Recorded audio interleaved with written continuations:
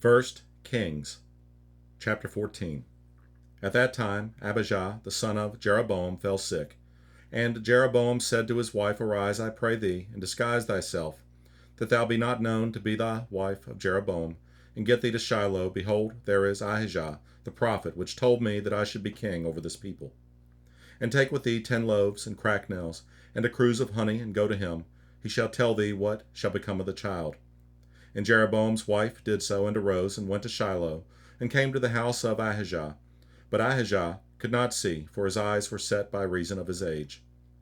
And the Lord said unto Ahijah, Behold, the wife of Jeroboam cometh to ask a thing of thee for her son, for he is sick. Thus and thus shalt thou say unto her, for it shall be, when she cometh in, that she shall feign herself to be another woman. And it was so, when Ahijah heard the sound of her feet, as she came in at the door, that he said, Come in, thou wife of Jeroboam.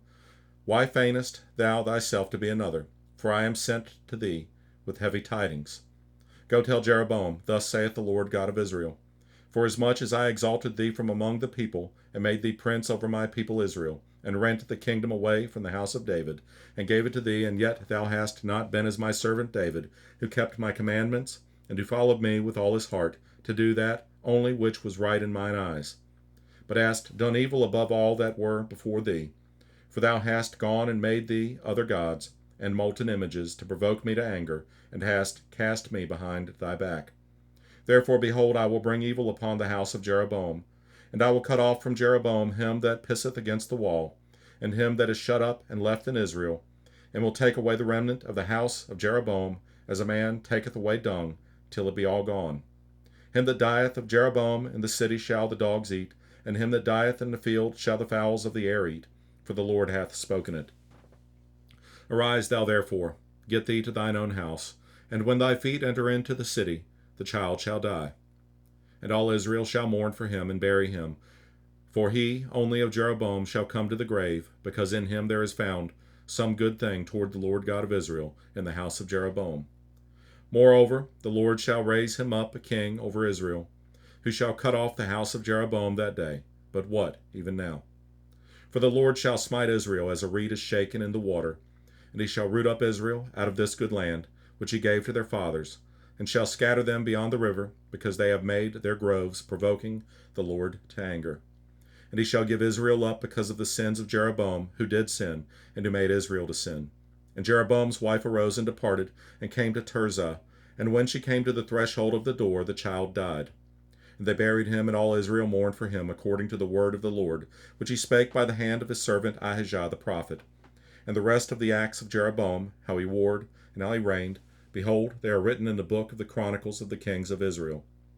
And the days which Jeroboam reigned were 22 years, and he slept with his fathers, and Nadab his son reigned in his stead.